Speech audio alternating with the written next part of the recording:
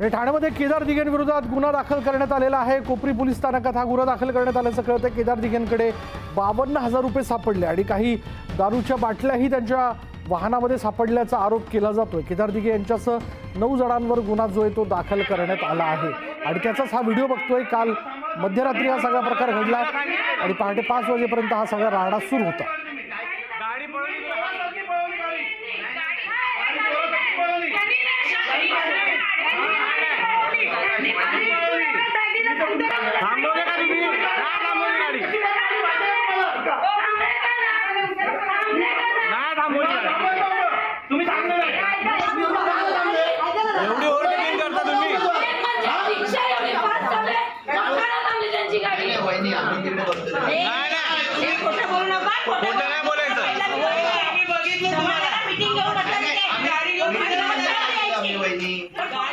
याच विषयी आपण बोलणार आहोत। उमेदवार केदार दिघे खुद्द आपल्या बरोबर आहेत। केदार दिघे जे हा व्हिडिओ समोर आल्याचा आपण बघतोय, काय म्हणाल याबद्दल आपण?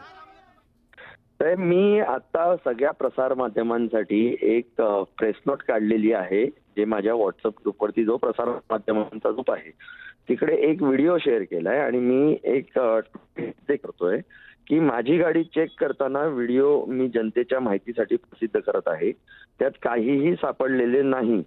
हा मला बदनाम करण्याचा विरोधकांचा प्रयत्न। मी स्वतःहून पोलीस स्टेशनला माझी गाडी घेऊन गेलो होतो। त्यानंतर जे काही घडत आहे ते राजकीय हेतूने घडित आहे असं मी ट्विट पण करतोय। माझी प्रेस नोट पण निघालेली आहे।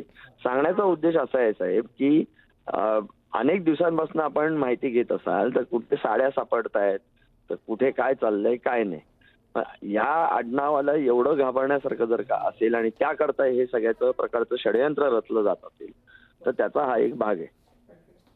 केदार दिघेजी, मग पोलीस स्टेशनमध्ये ज्या प्रकारे आपल्याला घेराव घालण्यात आलेला आहे, हा जाणून बुजून केला जाणारा आरडाओरडा होता का?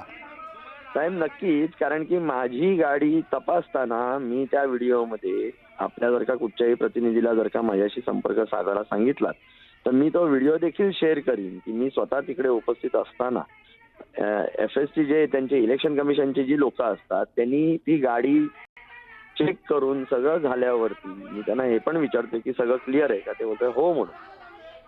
आणि आणि अचानक सकाळी या पद्धतीची FIR वगैरे दाखल होते, याचा अर्थ काय समजावा?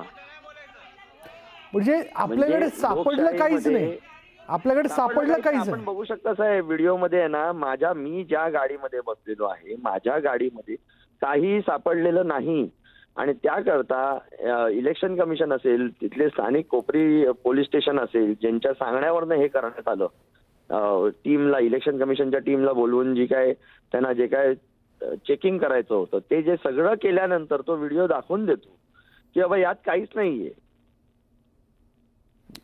धन्यवाद आमच्याशी बोलल्याबद्दल। आपल्याबरोबर महाविकास आघाडीचे उमेदवार केदार दिघे होते। त्यांनी याबद्दलचं स्पष्टीकरण दिलं। त्यांनी म्हटलंय की माझ्याकडे कोणत्याही प्रकारे दारूच्या बाटल्या, रोख रक्कम सापडलेली नाही आणि जाणून बुजून हा सगळा गुन्हा दाखल करण्यात आल्याचं किंवा टार्गेट करण्यासाठी म्हणून हा गुन्हा दाखल करण्यात आल्याचं त्यांनी म्हटलेलं आहे।